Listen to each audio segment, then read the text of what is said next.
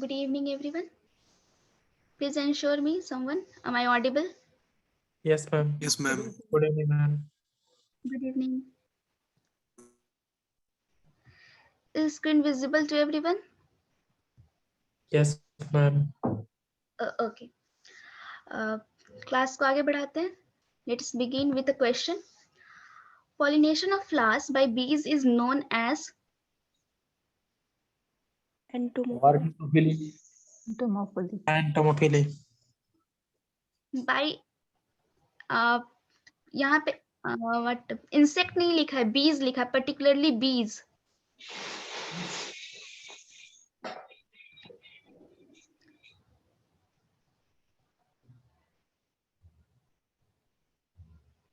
Any more Anemophily. try? No. Melitophily. No. Yes, right. Melitophily is the right answer. Melitophily. Melitophily. Okay. Melitophily is the term used for the pollination of flowers by bees. All right. Today we'll start with classification of fungi. Okay. Okay. Fungi has been placed in three kingdoms: kingdom Protozoa, kingdom Straminophila, and kingdom Fungi. There are some standard endings for the taxa. That is, if ending is with mycota, the phylum का ending mycota से होता है, जैसे कि हम देख सकते हैं Basidiomycota, Ascomycota. Yes? स्लाइड नहीं आ रही है. स्लाइड नहीं आ रही है. हम क्लासिफिकेशन की ये लेक्चर 5 की स्लाइड है. Wait for a minute.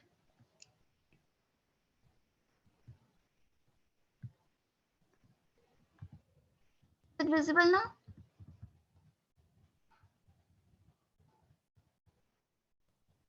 Slide की मूवमेंट दिख रही है? स्लाइड मूव कर रहा है slide? Yes, ma'am. Okay then. Ma'am आप कर्सर मूव कीजिए, पहले देखेंगे. Okay.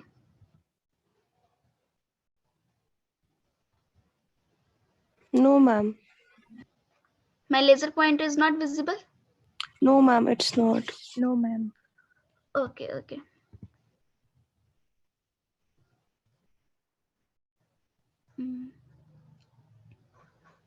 मैम अब आ रहा है कर्सर. Okay. जूम करने पर नहीं आ रहा ना?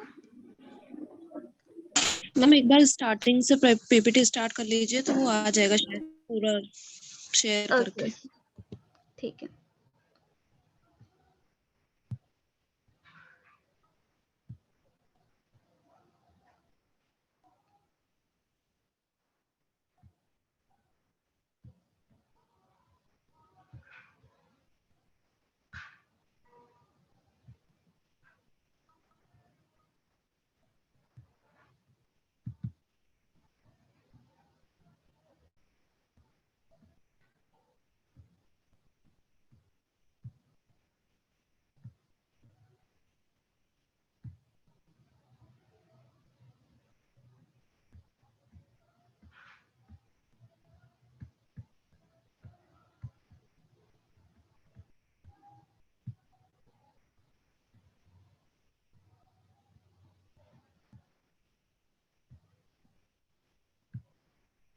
हाँ, लेजर पॉइंटर दिख रहा है आप लोगों को? No ma'am. Okay then leave. हम लोग विदाउट लेजर पॉइंटर पढ़ेंगे, ठीक है? एरर हो रहा है.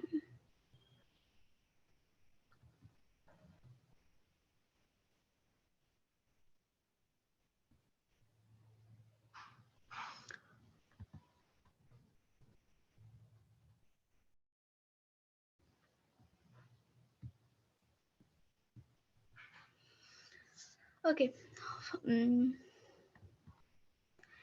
फाइलम की एंडिंग माइकोटा से होती है, क्लास की एंडिंग माइसिटिस से होती है. ये सब जो स्टैंडर्ड एंडिंग से, ये सब हम लोगों को कभी कभी ऑप्शन सॉर्ट आउट करने में बनता है ना, कि स्टैंडर्ड एंडिंग अगर माइकोटा से है यानी कि वो फाइलम है, माइसिटिस है यानी कि वो क्लास है, माइसिटिडी है यानी वो सब क्लास है, एल्स है तो ऑर्डर है, सिटिस है तो फैमिली है। ठीक है, जो क्लासिफिकेशन ऑफ फंजाई है ये सिग्निफिकेंस में अभी नहीं है क्योंकि ये क्लासिफिकेशन बाय एंसवर्थ जो कि 1973 में उन्होंने दिया था, ये पुरानी क्लासिफिकेशन हो गई है। अब जो न्यू क्लासिफिकेशन हम लोग रेफर करेंगे वो हॉक्सवर्थ और फिर किर्क की क्लासिफिकेशन है। ठीक है, लेकिन कंपैरिजन बना के चलेंगे क्योंकि जरूरी नहीं है कि क्वेश्चन हमेशा न्यू ही क्लासिफिकेशन से करे, कहीं ना कहीं वो ओल्ड से भी रिलेट करके पूछ सकता है। ठीक है, न्यू क्लासिफिकेशन में क्या है, you all are getting my voice ना? Yes, ma'am. ओके, किंगडम को फंजाई को 3 किंगडम में प्लेस किया गया है, किंगडम प्रोटोजोआ, किंगडम स्ट्रैमिनोपिला। किंगडम स्ट्रैमिनोपिला को कहीं कहीं किंगडम प्रोमिस्टा भी दिया है, तो आप लोग कंफ्यूज मत कीजिएगा। अगर ऑप्शन वाइज देखिएगा, अगर ऑप्शन में स्ट्रैमिनोपिला है, गुड, स्ट्रैमिनोपिला पे टिक कीजिएगा। अगर प्रोमिस्टा दिया है स्ट्रैमिनोपिला की जगह में, तो आप प्रोमिस्टा के पास जाइएगा। ठीक है, क्योंकि ये बहुत सारी बुक्स में प्रोमिस्टा दिया है। किंगडम प्रोटोजोआ में देखा जाए तो 4 फाइलम है, अक्रैसियोमाइकोटा, डिक्टायोस्टेलियोमाइकोटा, मैक्सोमाइकोटा एंड प्लाज्मोडियोफोरोमाइकोटा। तो ये जो फाइलम है सारे सिग्निफिकेंस के नहीं है, लेकिन नाम याद रखना है क्योंकि वो क्वेश्चन में सिर्फ नेम भी दे सकता है कि ये जो चारों फाइलम है कौन से किंगडम से बिलोंग करते हैं। ठीक है, तो नाम याद रखिएगा। किंगडम स्टैमिनोपिला की बात किए तो 3 फाइलम है, हाइपोकिट्रियोमाइकोटा, लैब्रिंथियोलोमाइकोटा एंड ऊमाइकोटा, जिसमें कि सिर्फ ऊमाइकोटा का सिग्निफिकेंस है, हम लोग सिर्फ ऊमाइकोटा प्रेफर करेंगे यहाँ। नेक्स्ट है किंगडम फंजाई, जो कि ट्रू फंजाई के अंदर आते हैं, इसे ट्रू फंजाई कहते हैं। इसमें भी 4 फाइलम है, काइटिडियोमाइकोटा, जाइगोमाइकोटा, एस्कोमाइकोटा और बेसिडियोमाइकोटा। एक था ड्यूटेरोमाइकोटा जिसे हम इम्परफेक्ट फंजाई कहते थे।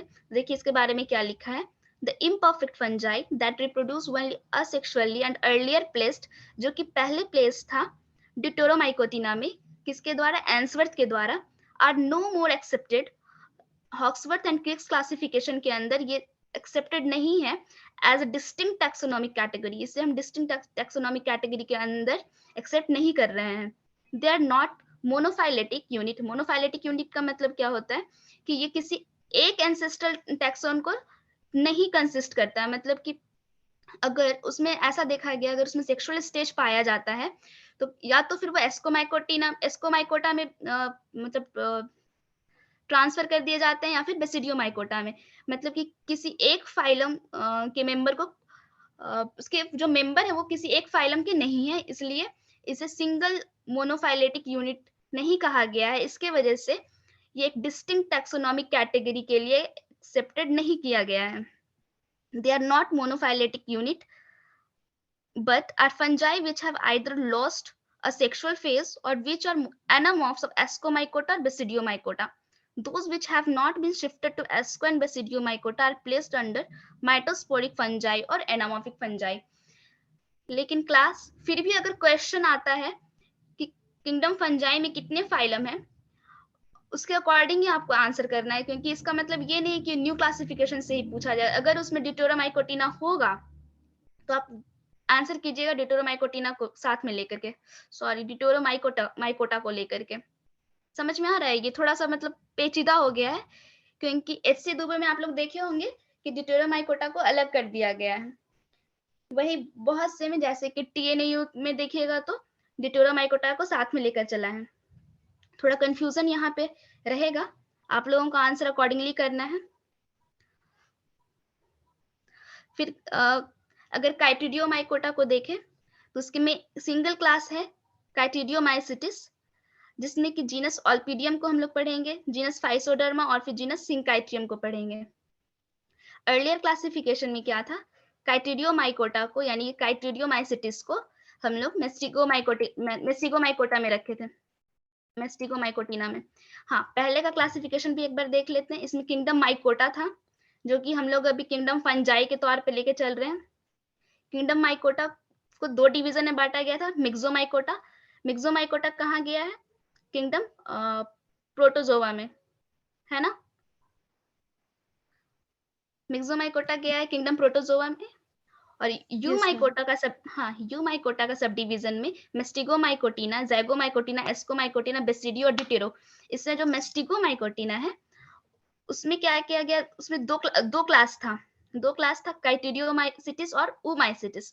उसमें जो ऊमाइसिटिस क्लास है वो हम लोग स्टेमिनोपिला में देख रहे हैं, जहाँ की काइटिडियोमाइसिटिस क्लास जो मेस्टिगोमाइकोटिना के अंदर इसमें क्लास रखा गया था, वो हम एक अलग फाइलम ही इसमें बना हुआ है। वेयर इट इज, यस, इसका जो काइटिडियोमाइकोटा एक फाइलम है, वो काइटिडियोमाइसिटिस जो कि मेस्टिगोमाइकोटा के अंदर था, वो है। समझ में आ गया ना? काइटिडियोमाइकोटा जो था वो भी एक क्लास था काइटिडियोमाइसिटिस, और फिर ऊमाइसिटिस, जिसमें ऊमाइसिटिस जो ऊमाइसिटिस स्टैमिनोपिला में चला गया, और काइटिडोमाइसिटिस को काइटिडोमाइकोटा के अंदर एक किंगडम फंजाई में रखा गया है, जैसे वो पहले था। आगे चलते हैं, किंगडम प्रोटोजोआ पहले हम पढ़ेंगे। किंगडम प्रोटोजोआ का कैरेक्टरिस्टिक्स हम लोग पढ़ चुके हैं। किंगडम प्रोटोजोआ थैलस अमीबॉइड होता है। इसमें मोड ऑफ न्यूट्रिशन कैसा होता है? एनीवन? हाँ सर फैगोसाइटोसिस। हाँ, गुड। ये फैगोट्रॉफिक होता है, ये इनगल्फ करता है फूड को शिडोपोडिया के थ्रू, है ना। पढ़ते हैं, micro organism that may be unicellular, plasmodial, colonial, very simple multicells, और phagotrophic that is feeding by engulfing their food. The kingdom contains many microorganisms in addition to the fungal-like organisms, myxomycetes and plasmodiophoramycetes. मतलब कि kingdom protozoa सिर्फ ये fungal like organism ही contain नहीं करता है, इसके अलावा भी इसके अंदर बहुत सारे मेंबर्स हैं, लेकिन हम लोग फंगस पढ़ रहे हैं इसलिए फंगल लाइक ऑर्गेनिज्म मिक्सोमाइसिटिस और प्लाज्मोडियोफोरामाइसिटिस ही पढ़ेंगे। इसके अंदर दो फाइलम पढ़ेंगे, मैक्सोमाइकोटा और फिर प्लाज्मोडियोफोरामाइकोटा। मैक्सोमाइकोटा क्या है? इसके अंदर एक क्लास मैक्सोमाइसिटिस, ऑर्डर फाइसरेल्स। ये इतना इंपॉर्टेंट नहीं है मैक्सोमाइकोटा, क्योंकि ये डिजीज कॉज नहीं करता है, ठीक है। और जहाँ की प्लाज्मोडियोफोरामाइकोटा है ये डिजीज कॉज करता है, तो इसे हम अच्छे से पढ़ेंगे। किंगडम मैक्सोमाइकोटा प्रोड्यूस प्लाज्मोडियम और प्लाज्मोडियम लाइक स्ट्रक्चर, जिसमें कि क्लास आता है मैक्सोमाइसिटिस, जिसे हम स्लाइम मोल्स कहते हैं। तो ये क्लास मार्क कीजिएगा, मैक्सोमाइसिटिस को स्लाइम मोल्स कहेंगे। देयर बॉडी इज नेकेड मतलब कि सेल वॉल नहीं प्रेजेंट रहेगा, सेल वॉल लेस रहेगा ये। Amorphous plasmodium, they produce zoospores that is called swarm cells, may grow on and may cover parts of low lying plants but do not infect plants. मतलब कि plants को cover तो करके रखेगा पर वो infect नहीं करेगा। Wait for a minute, somebody is waiting in the lobby.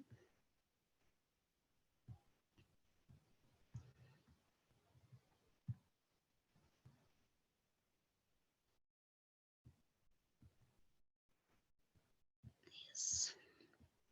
Kingdom protozoa.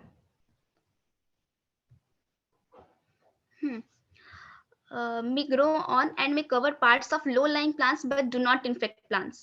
इसमें एक ऑर्डर फाइजरेल्स है जो कि saprophytic Plasmodium that gives rise to crusty fructifications containing spores. They produce those spores that have two flagella. ये सब इतना important नहीं है, बस नाम याद करके रखने का। ऐसे पूछ देगा ऑर्डर फाइजरेल्स कहाँ लाई करता है, कौन से किंगडम में लाई करता है, कौन से फाइलम में लाई करता है, तो आप लोग आंसर देने के लिए कैपेबल होने चाहिए, है ना, कि ऑर्डर फाइजरेल्स फाइलम मैक्सोमाइकोटा का एक मेंबर है। इसमें जीनस आता है Fuligo, Mucilago and Physarum, cause slime molds on low lying plants. तो ये सब सारे स्लाइम मोल्ड्स है, ध्यान दीजिएगा। स्लाइम मोल्ड्स किससे कहते हैं? तो मैक्सोमाइसिटिस के मेंबर को स्लाइम मोल्ड्स कहते हैं। फिर है फाइलम प्लाज्मोडियोफोरामाइकोटा, ये एंडोपैरासिटिक स्लाइम मोल्ड्स होता है, यानी कि ऑब्लिगेट एंडोपैरासाइट होगा। इसका क्या मतलब है कि वो लिविंग ऑर्गेनिज्म के अंदर प्रेजेंट होगा, वो भी ऑब्लिगेट, मतलब उसका और कोई ऑप्शन नहीं है, वो ऑब्लिगेट एंडोपैरासाइट ही है। एंडोपैरासिटिक स्लाइम मोल्ड्स कहेंगे इसे। इसका ऑर्डर है Plasmodiophorales. Plasmodia produced within cells of roots and stem of plants. They produce zoospores that have two unequal whiplash flagella. इसका एक कैरेक्टरिस्टिक है जो भी नोट करने लायक है, हेट्रोकॉन्ट। उसके ज़ूस्पोर्स जो होंगे वो 2 अनइक्वल विप्लैश फ्लैजेला को प्रोड्यूस करेंगे एंटीरियरली, उसे कहेंगे हेट्रोकॉन्ट। हेट्रोकॉन्ट 2 फ्लैजेला रहेगा, दोनों अनइक्वल साइज का होगा, दोनों ही विप्लैश होगा। नेक्स्ट इज हाँ, 2 टाइप्स ऑफ प्लाज्मोडियम। जो प्लाज्मोडियोफोरोमाइकोटा होता है वो उसके लाइफ साइकिल में 2 टाइप्स ऑफ प्लाज्मोडियम देखने को मिला है। पहला स्पोरेंजियोजीनस होता है और दूसरा सिस्टोजीनस होता है।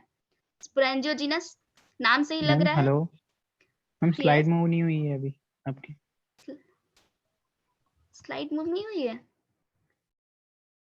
2 types of ma'am Plasmodium. Protozoa वाली आई है, टाइप्स ऑफ प्लाज्मोडियम नहीं आई। क्या हो गया आज इसे?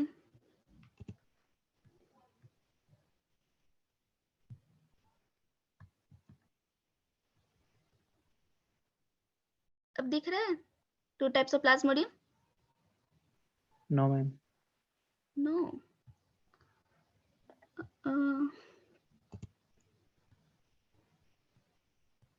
Yes ma'am, now visible. Okay, ठीक है। 2 टाइप्स ऑफ प्लाज्मोडियम, जो प्लाज्मोडियोफोरोमाइकोटा है उसके लाइफ साइकिल में 2 टाइप्स ऑफ प्लाज्मोडियम पाए गए हैं, मतलब पाए गए हैं हाँ, स्पोरेंजियोजीनस और सिस्टोजीनस। स्पोरेंजियोजीनस नाम से ही लग रहा है कि ये असेक्सुअली फॉर्म होगा और सिस्टोजीनस जो है वो सेक्सुअली फॉर्म होगा। स्पोरेंजियोजीनस formed asexually containing many thin-walled zoosporangia and each zoosporangia produces single or many secondary zoospores और sporangial zoospores। जो स्पोरेंजियोजीनस होता है असेक्सुअली फॉर्म कर रहा है, इसलिए क्या करता है वो बहुत सारे ज़ूस्पोरेंजियम को प्रोड्यूस करेगा। जैसे कि सेक्सुअली तो बहुत सारे स्पोर्स भी प्रोड्यूस होते हैं, उसी तरह से स्पोरेंजियोजीनस प्लाज्मोडियम जो होगा बहुत सारे ज़ूस्पोरेंजियम को प्रोड्यूस करेगा। जो भी ज़ूस्पोरेंजियम वो प्रोड्यूस करेगा उसे हम सेकेंडरी ज़ूस्पोर्स कहेंगे, सेकेंडरी ज़ूस्पोर्स या फिर स्पोरेंजियल ज़ूस्पोर्स। फिर आते हैं सिस्टोजीनस में। सिस्टोजीनस प्लाज्मोडियम जो होगा वो सेक्सुअली फॉर्म करेगा। सेक्सुअली फॉर्म करेगा तो थिक वॉल्ड रहेगा, क्योंकि वो एडवर्स कंडीशन को सरवाइव करने के कैपेबल होना चाहिए, इसलिए वो थिक वॉल्ड होगा। Cyst and thick walled cyst and each cyst give rise to single primary zoospore और cyst zoospore. Yes, sexually form करेगा, इसलिए ये सिंगल प्राइमरी ज़ूस्पोर को प्रोड्यूस करेगा, जिसे हम प्राइमरी ज़ूस्पोर कहेंगे या फिर सिस्ट ज़ूस्पोर कहेंगे। सिस्ट में भी फ्री और united. Cyst act as resting spores, क्योंकि ये सेक्सुअली फॉर्म कर रहा है इसलिए सिस्ट जो है रेस्टिंग स्पोर की तरह काम करेगा। हम पिक्चर देखते हैं। क्लास फिगर विजिबल है picture? Yes ma'am.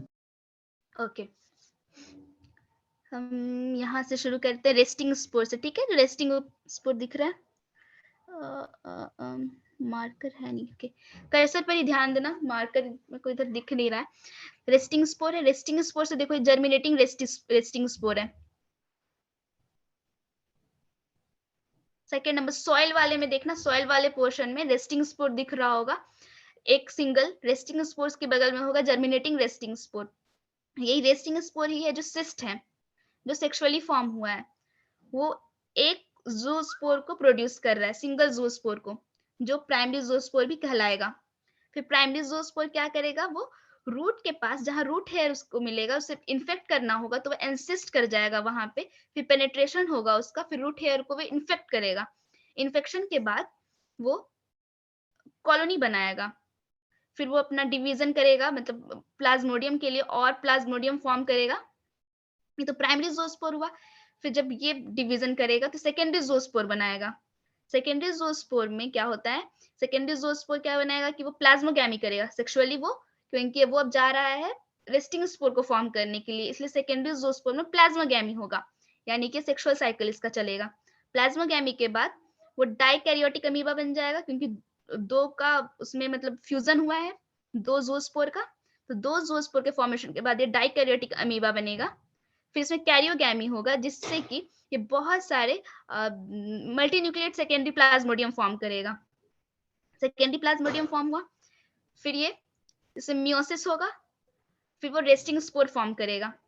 Resting spore form करेगा जो कि सिस्ट की तरह होगा, फिर वो साइकिल कंटिन्यू होगा, रेस्टिंग स्पोर फिर से जर्मिनेट करेगा, वो सिंगल ज़ूस्पोर बनाएगा, प्राइमरी ज़ूस्पोर, फिर से वो इन्फेक्शन करेगा, इन्फेक्ट करेगा रूट हेयर्स को, फिर रूट हेयर्स में वो मल्टीप्लाई करेगा, सेकेंडरी ज़ूस्पोर को वो फॉर्म करेगा, सेकेंडरी ज़ूस्पोर बहुत सारे नंबर में रहेगा क्योंकि वो असेक्सुअली फॉर्म होगा, फिर सेकेंडरी ज़ूस्पोर में प्लाज्मोगैमी होगा, कैरियोगैमी होगा और फिर वो रेस्टिंग स्पोर को फॉर्म करेगा। ये साइकिल यूं ही कंटिन्यू होगा।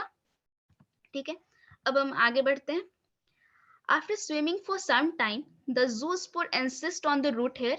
मतलब जब वो सॉइल में रेस्टिंग स्पोर जब जर्मिनेट करेगा, जर्मिनेशन के बाद जो प्राइमरी निकल रहा था ना, हाँ, प्राइमरी ज़ूस्पोर जो निकलेगा, जो प्रोड्यूस होगा, वो थोड़ी देर के लिए स्विम करेगा, फिर the zoospore insists on the root hair of the host. A cylindrical sharp pointed body called satchel. Class note कीजिएगा ये word, satchel is formed in a specialized pouch or sheath called roar. ये roar और satchel दोनों ही ध्यान देने वाली बात है। A cylindrical sharp pointed body called satchel is formed in a specialized pouch or sheath called roar. इसके बारे में हमें फिगर में कहीं भी ये शेप, कहीं भी ये स्ट्रक्चर दिखा नहीं, तो फिर मैं इसका फिगर नहीं लाई हूँ, ये कहाँ प्रेजेंट होता है ये भी कुछ पता नहीं, लेकिन बस अब ये याद रखिएगा कि रॉर और फिर सैशल किससे एसोसिएटेड है, तो ये प्लाज्मोडियोफोरा माइकोटा से एसोसिएटेड है। क्या है? सिलिंड्रिकल शार्प पॉइंटेड बॉडी है, उसे कहेंगे सैशल। ये जिसमें फॉर्म करेगा उस पाउच को कहेंगे, उस सैक को कहेंगे रॉर। ठीक है, sexual reproduction is by isogamous planogametic copulation. Isogamous planogametic copulation से रिप्रोडक्शन होगा इसका। क्या होता है आइसोगैमस प्लानोगैमेटिक कॉपुलेशन? आइसोगैमी मतलब दोनों मोटाइल होते हैं और सेम साइज के होते हैं। गुड, इसे ही कहेंगे। जब सेम साइज का होगा, दोनों में फ्लैजेला होंगे, दोनों मोटाइल होंगे, तो उसे आइसोगैमस प्लानोगैमेटिक कॉपुलेशन कहेंगे। Cause hypertrophy and hyperplasia. ये रूट को जब इन्फेक्ट करते हैं तो उसमें हाइपरट्रॉफी और हाइपरप्लेसिया कॉज करते हैं। हाइपरट्रॉफी और हाइपरप्लेसिया में क्या डिफरेंसेस है, क्या है दोनों, हाइपरट्रॉफी और हाइपरप्लेसिया? हाइपरप्लेसिया में नंबर इंक्रीज होते हैं और हाइपरट्रोफी में size. Good, very good. Hypertrophy में साइज इंक्रीज होगा और हाइपरप्लेसिया में नंबर। फिर आता है genus Plasmodiophora. Plasmodiophora brassicae causing club root of crucifers. फिर पॉलीमाइक्सा भी इसी का मेंबर है, Polymyxa graminis, parasitic on wheat and other cereals, और ये प्लांट वायरस को भी ट्रांसमिट करता है, पॉलीमाइक्सा ग्रामिनिस। फिर स्पॉन्जोस्पोरा सबटेरेनिया, ये powdery scab of potato tuber cause करता है, causing powdery scab of potato tubers, और ये पोटैटो मॉप टॉप वायरस को भी ट्रांसमिट करता है। Class please note, Spongospora subterranea causing powdery scab of potato tubers also transmit potato mop top virus. ठीक है, potato mop top virus is transmitted by Spongospora subterranea. Next, come to the disease. Club root of cabbage caused by Plasmodiophoria brassicae.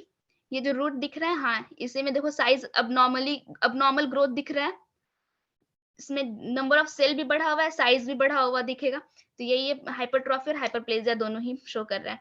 Symptoms क्या है? Enlargement of roots, club shaped roots due to hyperplasia and hypertrophy, gradual and inconspicuous stunting, मतलब कि gradual होगा stunting उसमें plants में, yellowing and wilting of plant.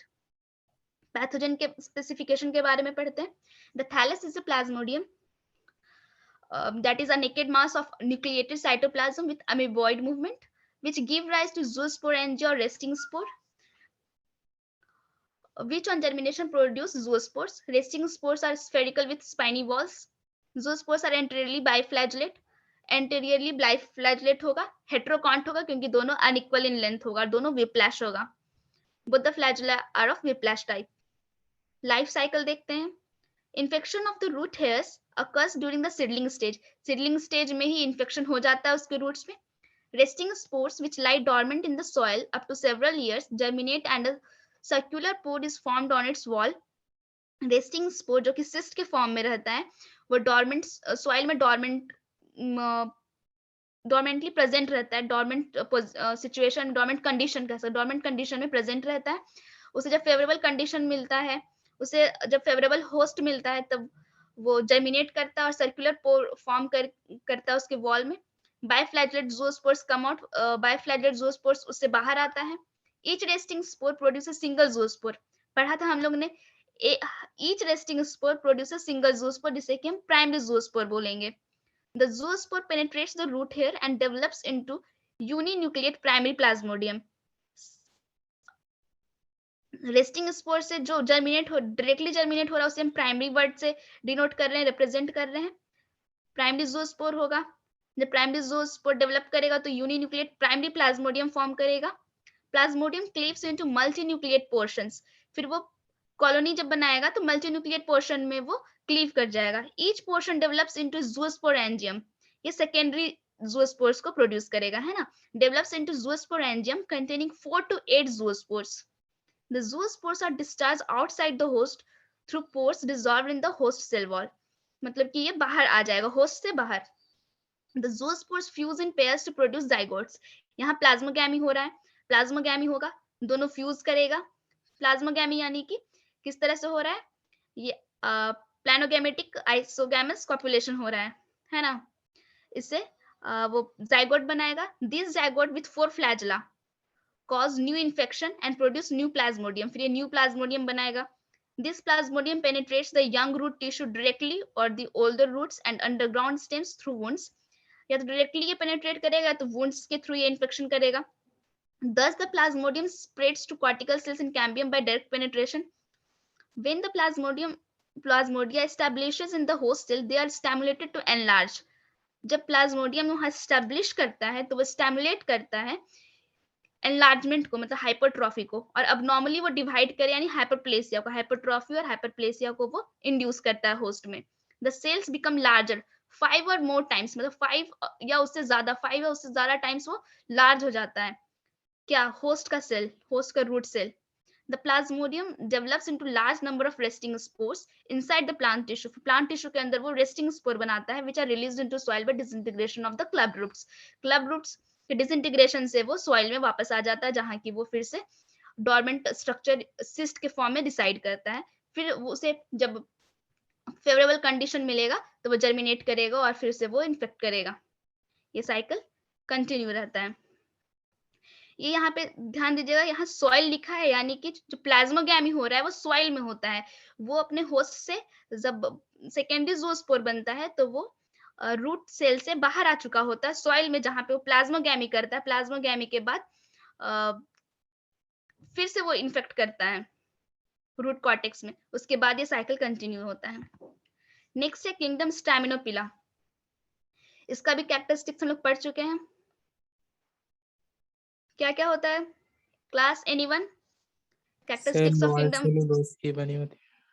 हाँ, ma'am brown algae और die atoms की तरह वर्क करते बिहेव करते हैं, मतलब कि उससे ज्यादा बिहेव भी नहीं, क्लोजली एसोसिएटेड होते हैं। फंजाई से ज्यादा वो डायटम्स और फिर ब्राउन एल्गी से उसका एसोसिएशन रहता है, मतलब कैक्टस मैच करते हैं। हाँ, और आगे फ्लैजला से कुछ स्पेसिफिकेशन था इसका। विप्लाश और टिंशल टिंसल टाइप। हाँ, टिंसल good. टाइप इसी में पाई जाती है क्या? हाँ। फाइलम ओमाइकोटा पढ़ेंगे सिर्फ हम लोग, इसमें फाइलम और भी 2 होते हैं, लेकिन फाइलम ओमाइकोटा हम लोग पढ़ेंगे। The phylum is characterized by laterally biflagellate reniform, मतलब कि किडनी शेप्ड या बीन शेप्ड का ज़ूओस्पोर्स होता है, जिसमें कि वो बाइफ्लैजेलेट होता है, लैटरली बाइफ्लैजेलेट होता है, मतलब लैटरल पोजीशन में उसके 2 फ्लैजेला दिखेंगे। ऊपर दिखेगा विप्लैश, ऊपर विप्लैश, राइट ना, ऊपर विप्लैश, नीचे टिंसल नहीं, टिंसल फॉरवर्ड डायरेक्शन, हाँ टिंसल फॉरवर्ड डायरेक्शन में रहता है, एंटीरियर रहता है, और फिर पोस्टेरियरली प्रेजेंट रहता है विप्लैश टाइप, यानी ऊपर टिंसल दिखेगा, नीचे विप्लैश दिखेगा, ठीक है। लैटरली बाइफ्लैजेलेट रीनिफॉर्म, मतलब किडनी शेप का ज़ूओस्पोर्स होता है, सेलुलोजिक सेल वॉल रहेगा, और इसमें oogamous type of sexual reproduction होता है। oogamous टाइप मतलब मेल होता है, स्मॉल होता है और मोटाइल होता है। फीमेल का जो गैमेट होता है वो लार्ज होता है और नॉन मोटाइल। हाँ, इसका एक नाम भी था, एक टर्म यूज होता है, Ogonium or Gametangial, Antheridium. gametangial क्या? Conjugation. Contact. Gametangial Contact. conjugation. Contact, yes, gametangial contact, इसे oogamous टाइप भी बोलते हैं। और फिर जाइगोट का क्या नाम होता है?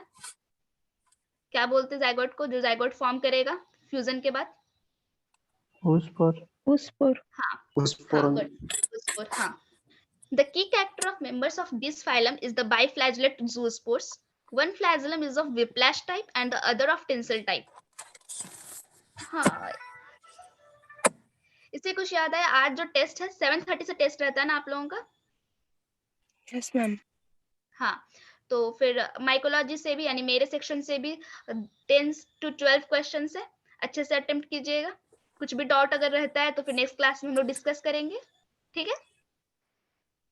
वैसे काफी बेसिक क्वेश्चन मैंने दिया है, जितना पढ़ाया है उसी में से दिया, और सारा ही डिस्कस क्वेश्चंस है, ठीक है?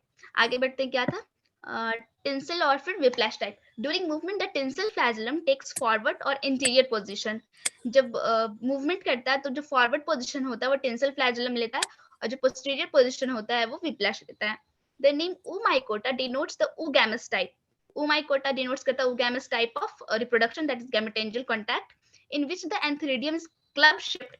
शेप पर भी ध्यान दीजिएगा, antheridium club shaped and the oogonium is globular containing one or more female gametes. ऐसे इसमें वन ही पाया जाता है, मतलब ज्यादातर, मतलब जैसे हम लोग पीथियम और फिर फाइटोथोरा पढ़ेंगे तो उसमें एक ही गैमेट पाया जाता है, वन फीमेल गैमेट्स और फिर वन मेल गैमेट। आगे देखते हैं क्या है। ओगोनियम ग्लोबुलर होगा और फिर साइज में भी बड़ा होता है, और एंथेरिडियम क्लब शेप्ड होगा और फिर साइज में छोटा होता है। The zygote formed is called oospore, that is resting spore, which originates and matures in the oogonium. फिर oospore जो होता है वो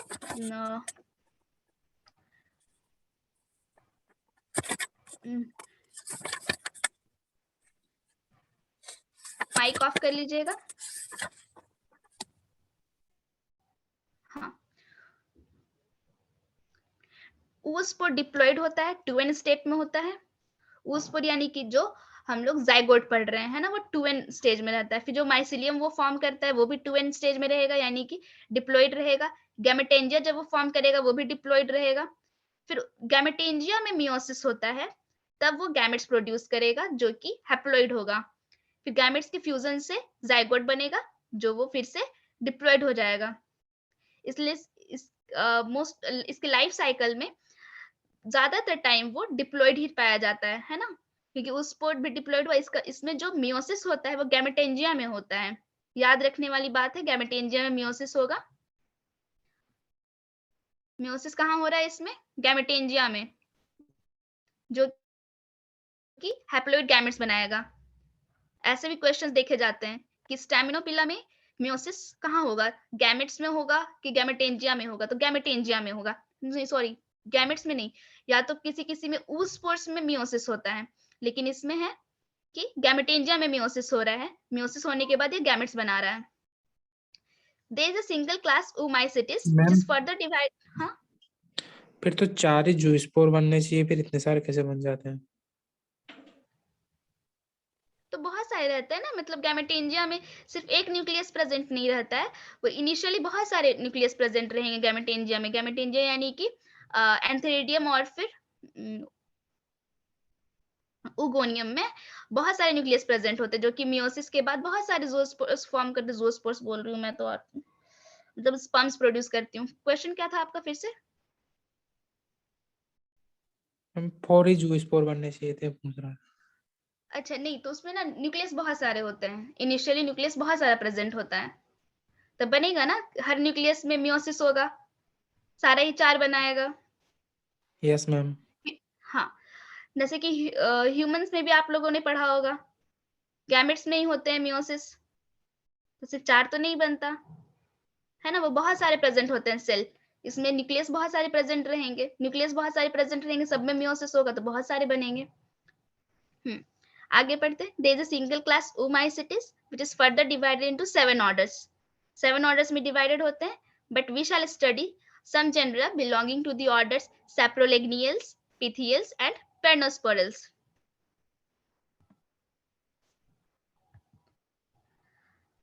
स्क्रीन विजिबल है? जीनस सैप्रोलेग्निया।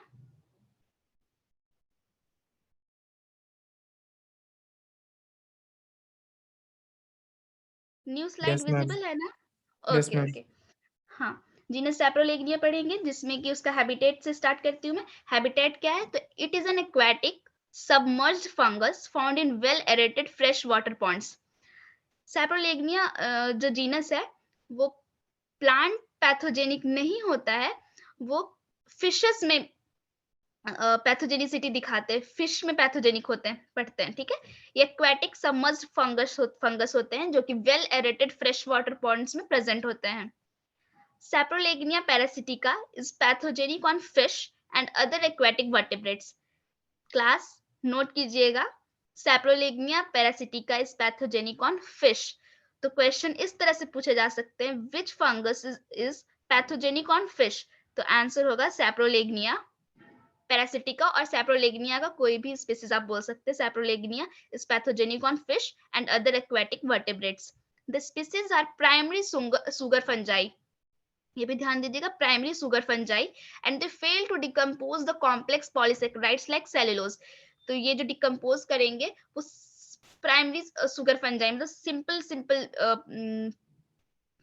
पॉलीसेकेराइड्स, कॉम्प्लेक्स पॉलीसेकेराइड्स को ये डिकम्पोज नहीं कर पाते हैं। थैलस कैसा होता है? ब्रांच्ड होगा, सिनोसिटिक हाइफी होगा। सिनोसिटिक हाइफी मतलब Aseptate. Multinucleate aseptate. Good, एसेप्टेड। Reproduction कैसा होता है? तो असेक्सुअल रिप्रोडक्शन कैसे होगा? बाय ज़ूस्पोर्स होगा and chlamydospores. Cylindrical zoosporangia develop at the tips of hyphae which produce numerous biflagellate zoospores. Cylindrical zoosporangia develop होता है at the tips of hyphae which produce numerous biflagellate zoospores. Cylindrical zoosporangia का एक term था ना, याद है किसी को?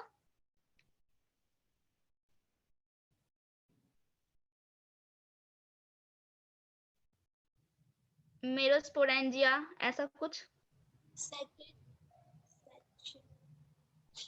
नहीं, वो नहीं। जब हम स्पोरेंजिया पढ़ा रहे थे, कोनिडिया और फिर स्पोरेंजिया के बारे में, तो उसमें बताया था ऐसे स्पोरेंजिया जिसमें बहुत कम ज़ूस्पोर्स होते हैं, उसको क्या बोलते हैं? स्पोरेंजियोल्स बोलते हैं। Ma'am sporangiolum. हाँ, वो हो गया जिसमें कि कम ज़ूस्पोरेंजिया प्रेजेंट होते हैं। और ऐसे जिसका शेप सिलिंड्रिकल होता है, उसके बारे में स्पेसिफिकेशन हम लोगों ने पढ़ा है, उसका नाम होता है मेरोस्पोरेंजिया। Yes, ma'am. ओके। सिलिंड्रिकल ज़ूस्पोरेंजिया होता है जो कि developed at the tips of hyphae, यानी कि इसमें हम लोगों को जो स्पोरेंजियोफोर होता है वो डिस्टिंग्विशेबल नहीं होता है, इसलिए इसमें वर्ड हाइफी यूज कर रहे हैं, जो कि हाइफी में सिलिंड्रिकल ज़ूस्पोरेंजिया टिप पे डेवलप करता है, विच प्रोड्यूस न्यूमरस बाइफ्लैजेलेट ज़ूस्पोर्स। ज़ूस्पोर्स बाइफ्लैजेलेट ही होगा क्योंकि हम लोग स्टैमिनोपिला पढ़ रहे हैं, तो ये सब कैरेक्टर्स कॉमन रहेगा सब में, ठीक है। इसमें सैप्रोलेग्निया जो है, बहुत दो कैरेक्टर्स ऐसा है जो टिपिकल ऑफ सैप्रोलेग्निया है। एक है कि डाइमॉर्फिज्म, ये डाइमॉर्फिज्म एग्जिबिट करता है, और दूसरा है स्पोरेंजियल प्रोलिफरेशन। दोनों क्या है हम लोग आगे पढ़ते हैं, ठीक है। पहला है dimorphism. It is a characteristic feature of Saprolegnia. Class ध्यान दीजिएगा, dimorphism is a characteristic feature of Saprolegnia. The apically biflagellate primary zoospores. Primary zoospores क्या होगा? एपिकली बाइफ्लैजेलेट होगा, लैटरली नहीं होगा, एपिकली होगा। एपिकली biflagellate primary ज़ूस्पोर्स which are liberated through a pore in zoosporangium, swim for few minutes, come to rest and encyst, that is withdraw the flagella and form a thin wall.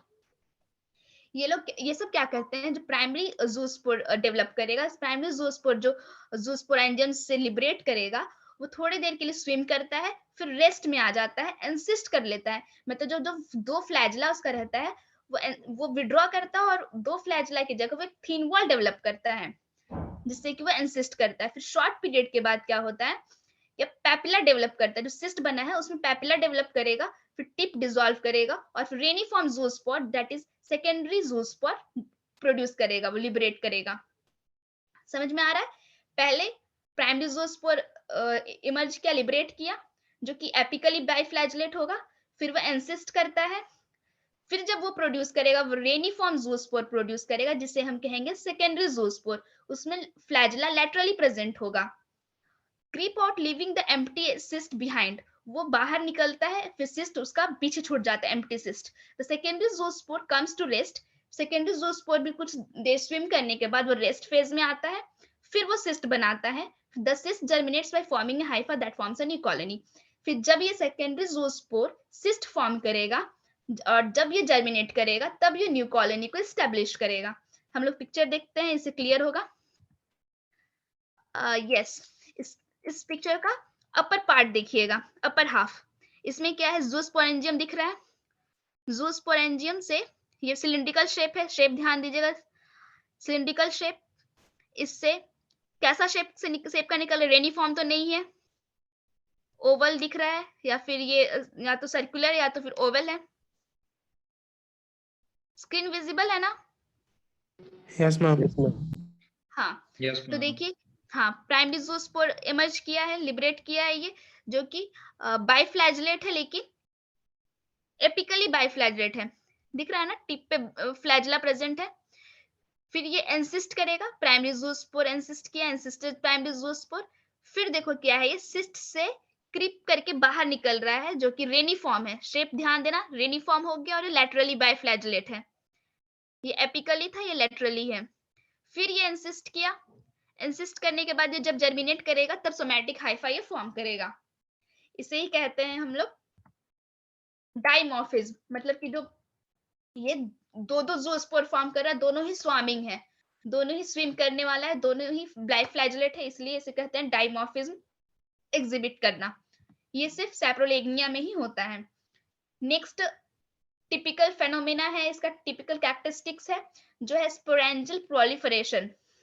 Sporangial proliferation क्या है कि एक sporangia जब form कर जाएगा, उससे ज़ूस्पोर्स निकल जाएंगे, तब हाइफी जो है, जो उसके जस्ट बिहाइंड में जो पीछे हाइफी प्रेजेंट रहता है, वो पुश करके वो भी न्यू स्पोरेंजियम का एक फॉर्म ले लेता है, जो कि फिर से वो स्पोरेंजियम की तरह बिहेव करेगा, ज़ूस्पोर लिबरेट करेगा।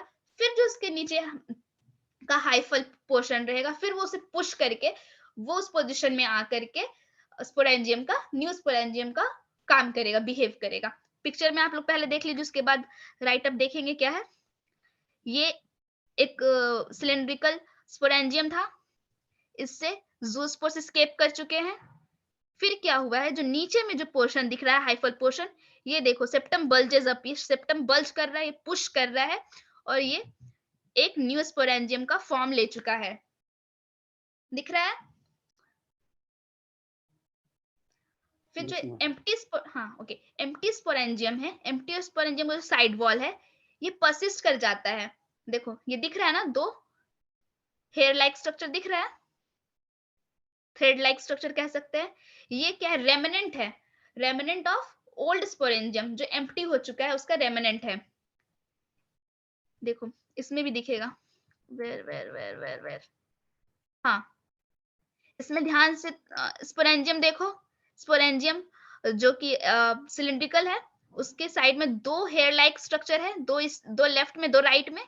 ये क्या है, तो ये जो है, ये भी रेमिनेंट है ओल्ड स्पोरेंजियम का। इसका कहने का मतलब कि इससे पहले दो स्पोरेंजियम पहले आ चुके हैं, और दो फेज में दो कॉलोनी ज़ूस्पोर्स का निकल चुका है, और ये थर्ड ज़ूस्पोरेंजियम है ना। इससे ये पता चल रहा है कितने नंबर का स्पोरेंजियम, ज़ूस्पोरेंजियम थर्ड नंबर का, दो पहले निकल चुका है। फिर जब ये बर्स्ट करेगा तो फोर्थ नंबर का जो ज़ूस्पोरेंजियम होगा, वो भी नीचे से पुश करके ये नया ज़ूस्पोरेंजियम बनाएगा।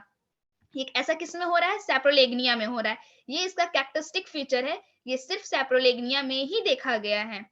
तो क्वेश्चन यहाँ से बनेगा ना क्लास, क्वेश्चन बनेगा, आप लोगों को ध्यान देना है। एक और बात ध्यान देने वाली ये है कि जो ये स्केपिंग ज़ूस्पोर से जब ज़ूस्पोर्स निकलेगा तो कैसा निकलेगा, जो फ्लैजिला वाला पार्ट होता है वो नीचे की तरफ रहता है। जैसे कि अभी पिक्चर में क्या दिख रहा है कि जो फ्लैजिला वाला पार्ट है वो एरो की तरफ देखो, वो ऊपर है, लेकिन निकलने समय क्या होता है कि जो ब्लंट पार्ट होता है वो ऊपर रहता है, लेकिन जैसे ही वो एस्केप करता है वो अपना पोजीशन चेंज कर लेता है और फ्लैजिला वाला पार्ट बाहर की तरफ हो जाता है। फिर पढ़ते हैं राइट अप क्या है। It is an interesting phenomenon characteristic of saprolegnia कौन सा? Sporangial proliferation. Sporangial proliferation is an interesting phenomenon characteristic of saprolegnia, which enables the formation of several zoosporangia at the same time. When a zoosporangium has liberated the primary zoospores, a second zoosporangium is formed within the old one. जब zoosporangium primary zoospores को liberate कर चुका होता है तो second zoosporangium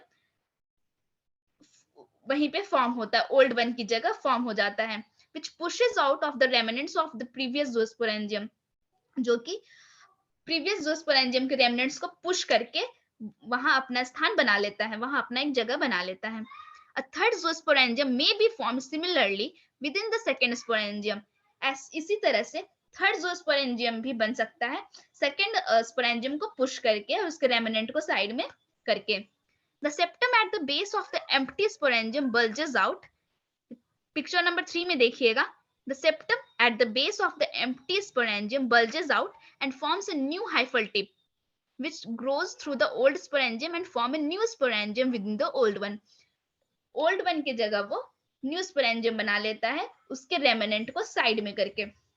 The emptied sporangia as a rule remain attached to the hypha.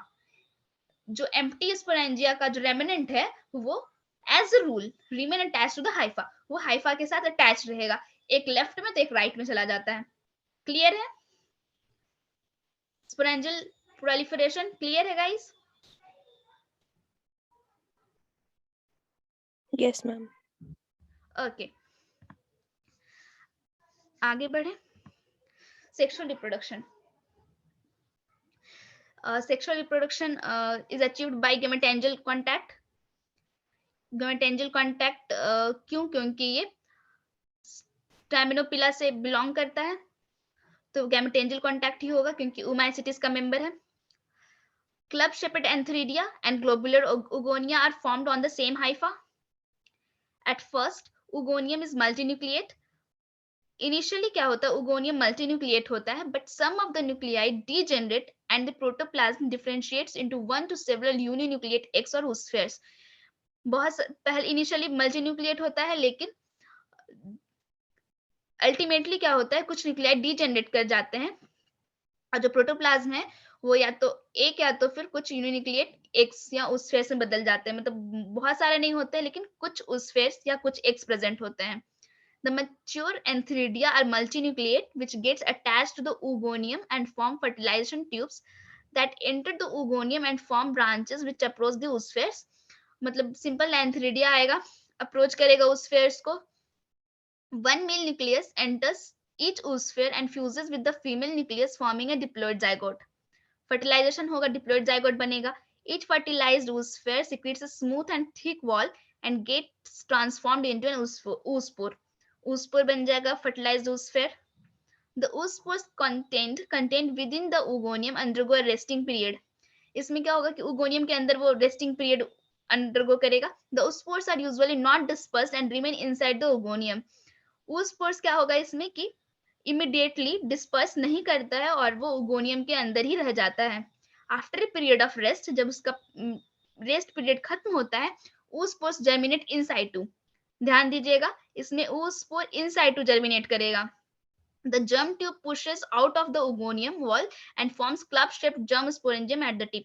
इसमें ये oogonium में रहते हुए ही जर्मिनेट करेगा, इसलिए इसे इन साइटू बोल रहे हैं. इन साइटू जर्मिनेट करेगा. The germ tube pushes out of the oogonium wall. जब germ tube ये प्रोड्यूस करेगा वो ओगोनियम वॉल से पुश आउट होगा, बाहर निकलेगा and forms club shape germ sporangium. फिर जो स्पोरेंजियम बनेगा उसे कहेंगे जर्म स्पोरेंजियम क्योंकि वो सेक्सुअल रिप्रोडक्शन के बाद बन रहा है. सेक्सुअल रिप्रोडक्शन हुआ, फिर जो गैमेट बना, जाइगोट बना, वो जाइगोट ही फॉर्म कर रहा है स्पोरेंजियम, इसलिए जर्म स्पोरेंजियम वर्ड यूज किया गया है. Zoospores are formed in the sporangium, which on liberation germinate to give rise to new thallus. Simple है. मेल ऑर्गन आया, फीमेल ऑर्गन आया, प्लाज्मोगैमी हुआ, कैरियोगैमी हुआ, फिर जो जाइगोट बना वो रेस्टिंग फेज में ओगोनियम में ही रहता है, वो वहीं जर्मिनेट करेगा, इन साइटू या इन सिटू जो भी बोले, जर्मिनेट करेगा. जर्मिनेशन के बाद जो जर्म ट्यूब है पुश आउट होगा उगोनियम से और वो एक जर्म स्पोरेंजियम प्रोड्यूस करेगा। जर्म स्पोरेंजियम से स्पोर निकलेगा, फिर वो सोमैटिक हाइफा को स्टैब्लिश करेगा, न्यू कॉलोनी स्टैब्लिश करेगा। पिक्चर एक बार देख लेते हैं। सोमैटिक हाइफी है। सोमैटिक हाइफा से ये डेवलपिंग सेक्स ऑर्गन देखो एक ही थैलस में होता है, एक इसी से ब्रांच एंथ्रीडियम निकला, ये एंथ्रीडियम का ब्रांच, ये उगोनियम है। फर्टिलाइजेशन ट्यूब ये सेंड करेगा अंदर, फिर ब्रांचेस जाएगा। ब्रांचेस क्यों जाएगा? क्योंकि इसमें एक एग नहीं है, जैसे मल्टीपल एग है, इसलिए ब्रांचेस भी सेंड करेगा इसका फर्टिलाइजेशन ट्यूब, ताकि वो अपने मेल कंटेंट को, मेल गैमेट्स को हर एक एग में भेज सके, ताकि फर्टिलाइजेशन सारे ही एग में हो सके। ठीक है, गैमेटेंजियल कांटेक्ट हुआ, फिर ये oospore बनाता है, कैरियोगैमी हुआ, फिर देखो जर्मिनेशन हो रहा है, तब ये वॉल को बस्ट आउट करके बाहर निकल रहा है। ये जर्म स्पोरेंजियम है, जर्म स्पोरेंजियम बस्ट किया, फिर ये स्पोरेंजियम बना, फिर ये सोमैटिक हाइफा बन जाएगा, फिर ये साइकिल कंटिन्यू करेगा। फिर है जीनस अक्लाया। हाँ, नेक्स्ट इज जीनस एक्लिया। हैबिटेट क्या है? It is found in Pond's and moist soils. वो क्या था कि फ्रेश वाटर पॉन्ड्स में पाया जाता था, इसमें क्या है कि मॉइस्ट सॉइल में भी पाया जाएगा। ये दोनों ही मॉइस्ट कंडीशन में पाए जा रहे हैं। वो पॉन्ड्स में पाए जाते थे और फिर फिश के लिए पैथोजेनिक थे वो सैप्रोलेग्निया। ये एक्लिया है जो कि मॉइस्ट सॉइल और फिर पॉन्ड्स में पाए जा रहे हैं। थैलस कैसा है? सेम रहेगा, सिनोसिटिक रहेगा। हाइफी हमेशा सिनोसिटिक ही रहेगा, इसमें हाईली ब्रांच्ड है। Some of the hyphae penetrate the substratum and form rhizoids. Class rhizoids और किस में पाए जाते हैं?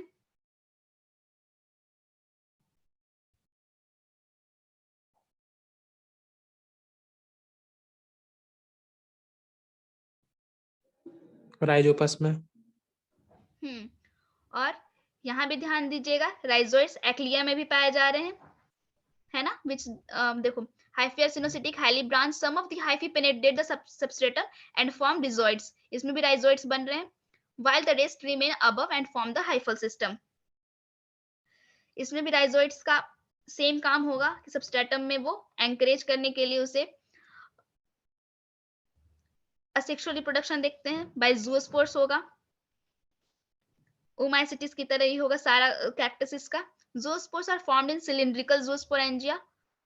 शेप याद करते चलिए, सिलिंड्रिकल जूस्पोरेंजिया। सैप्रोलेग्निया में भी सिलिंड्रिकल जूस्पोरेंजिया ही था। बोर्न ऑन अनडिफरेंशिएटेड जूस्पोरेंजियोफोर्स, उसमें भी अनडिफरेंशिएटेड था, उसमें हाइफा वर्ड यूज किया गया था इसलिए क्योंकि वो अनडिफरेंशिएटेड है। इसमें भी अनडिफरेंशिएटेड जूस्पोरेंजियोफोर्स है। The primary zoospores are all ejected together. इसमें क्या प्राइमरी जूस्पोर्स है जो एक साथ सब इजेक्ट करेगा और क्या करता है, वो सिस्ट बना लेता है ऑल अराउंड। जो प्राइमरी जूस्पोरेंजिया जो है, उससे जब जूस्पोर्स, प्राइमरी जूस्पोर्स जब इजेक्ट करता है, जब बाहर लिबरेट करेगा वो, तो एक साथ सब बाहर निकलता है और बाहर निकलते ही वो सिस्ट का फॉर्म ले लेता है, वो सिस्ट में ट्रांसफॉर्म हो जाता है और सिस्ट को वो हॉलो बॉल लाइक स्ट्रक्चर में, अरेंजमेंट में वो अरेंज हो जाता है। वो पिक्चर देखते हैं, क्लियर होगा। देखो दिख रहा है, ये जूस्पोरेंजिया सिलिंड्रिकल है, कि जैसे ही इमर्ज होता है बाहर, सब एक साथ इमर्ज हो रहा है और सबका सब ऐसे इस अरेंजमेंट में अरेंज हो गया है, सिस्ट का फॉर्म। देखते हैं क्या लिखा है। Cyst are arrange like a hollow ball.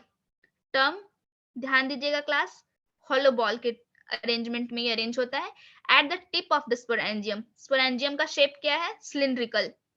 Each cyst after a short period of rest give rise to a laterally biflagellate secondary zoospore.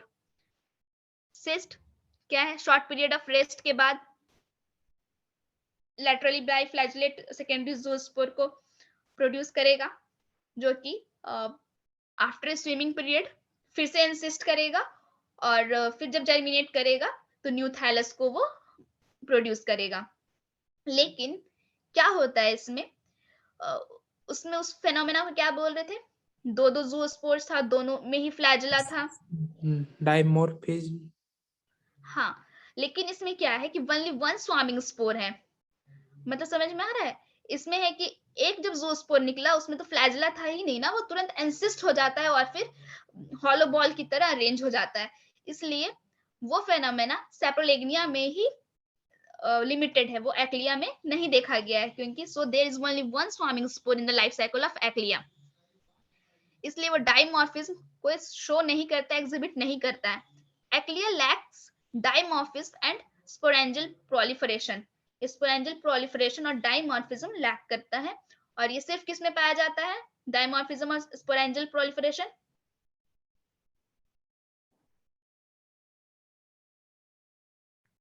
कौन सा जीन है इसमें क्लास? सेप्रोलेग्निया। हाँ, सेप्रोलेग्निया. However, after ejection of the zoospores, a new zoosporangium is found by its side. इससे भी new zoosporangia form करते हैं। जब प्राइमरी zoospores इजेक्ट कर जाते हैं तो न्यू zoosporangium इसमें भी फॉर्म होता है, लेकिन ये साइड में फॉर्म होता है, उसे पुश करके बाहर नहीं निकलता है। ये पिक्चर फिगर देखो, ये ओल्ड वाला है, न्यू वाला है यहाँ से साइड में लेफ्ट साइड से इमर्ज किया है, इसे पुश करके नहीं निकला है, यानी प्रोलिफरेशन नहीं हो रहा है, ये साइड से इमर्ज कर रहा है। ठीक है, अब पढ़ते हैं सेक्सुअल रिप्रोडक्शन कैसा होता है, कैसे होता है। It is similar to that of Saprolegnia. Saprolegnia की तरह ही सेक्सुअल रिप्रोडक्शन ये भी करता है, but the antheridia and oogonia are borne on different thalli. इसमें डिफरेंट थैलाई में ये फॉर्म करेगा, उसमें एक ही थैलस में प्रेजेंट था, and their formation is controlled by two hormones, antheridiol and oogoniol. The oogonium contains usually 8 ooze spheres. इसमें क्या होता है, जो ओगोनियम है वो यूजुअली 8 ooze spheres कंटेन करेगा, यानी कि 8 एग्स प्रेजेंट होंगे। The ooze spheres after fertilization transform into ooze spores. Obvious सी बात है, फर्टिलाइजेशन होगा तो ooze spores में ही ये ट्रांसफॉर्म होगा, which remain inside the oogonium and undergo a resting period. ये भी सेप्रोलेग्निया की तरह जब ओगोनियम फॉर्म कर oospores जब फॉर्म कर जा रहा है तो वो ओगोनियम में ही रह रहा है, और वहां रेस्टिंग पीरियड वो अपना पूरा करके जर्मिनेट करेगा। On germination the oospores form a germ sporangium which in turn forms zoospores with anterior flagella. The zoospores insist and germinate to give rise to a new thallus. Sexual reproduction उसी की तरह है, difference कहाँ आ रहा है, gametes में, कि gametes एक थैलस में प्रेजेंट नहीं है, वो अलग अलग थैलस में प्रेजेंट होंगे, यानी कि हेटेरोथैलस है ना, वर्ड होता है ना होमोथैलस हेटेरोथैलस, तो ये हेटेरोथैलस हुआ। इसमें भी सेम है कि सिस्ट हुआ,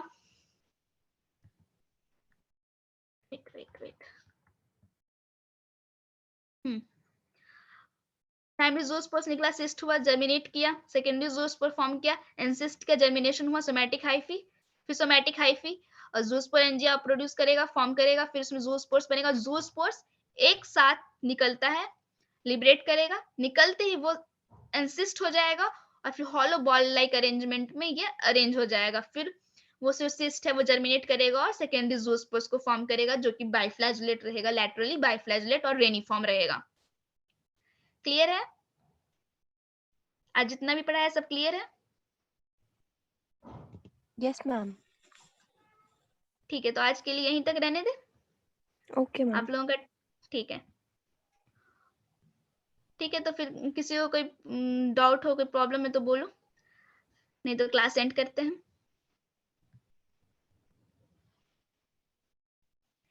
क्या है, जो ये क्लासिफिकेशन है इसमें बहुत सारे मतलब डाउट्स मिलेंगे कि HC दुबे में कुछ और लिखा है, तो फिर एग्रीमून में कुछ और लिखा है, कहीं ना कहीं कंफ्यूजन रह जाता है इसमें।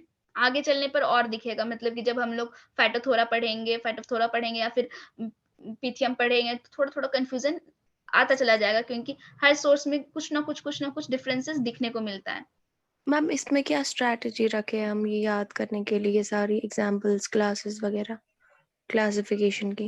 ओके, पता है बहुत सिंपल है, रिवीजन, रेगुलर रिवीजन में लेकर जाओ, मतलब कि डेली ऐसा रखो कि हाँ 1 घंटा जैसे अभी क्लास कर रही हो, तुम कर रहे हैं आप लोग तो करिए, फिर उसके बाद नेक्स्ट टाइम रिवीजन होगा, रिवीजन कीजिए, फिर उसके बाद अपना नोट्स बनाइए।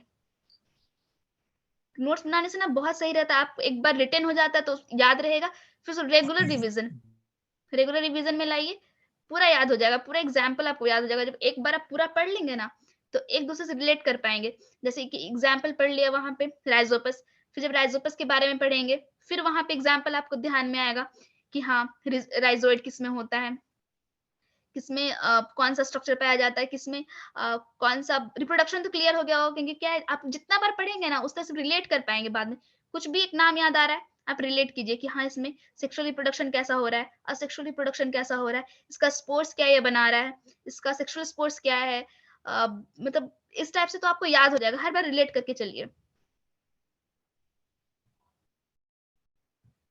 कि क्वेश्चन देख रहे हैं ना, इस बार बहुत टफ पूछा था, पैथोलॉजी से ही था क्वेश्चन बहुत सारा जो कि बहुत टफ था। Yes ma'am. मैम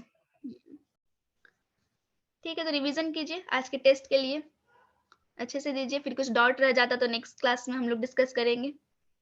मैम अगर हमें क्लास मतलब वीकली हमें पता होती ना हमें किसका एग्जाम है और हमें कौन कौन सी क्लासेस होती, हम उसी के अकॉर्डिंग अपना प्लान बनाते। और दूसरी हमने बोला था, सर से बात भी की थी ग्रुप में कि नोट्स के रिलेटेड, हम यहाँ से टाइम कम है, हमें टाइम मैनेजमेंट में भी प्रॉब्लम होती है। अगर हमें आप पीडीएफ्स वगैरह देते उससे हमें ज्यादा आसानी होती, ठीक है, मैं क्योंकि दे हम दूंगी प्रिंट आउट अगर निकालते तो उससे हमें ज्यादा ईज हो जाता। ठीक है, तो मैं दे दूंगी, एक बार ये खत्म हो जाने दो क्लासिफिकेशन, हम इसके पहले का दे देंगे।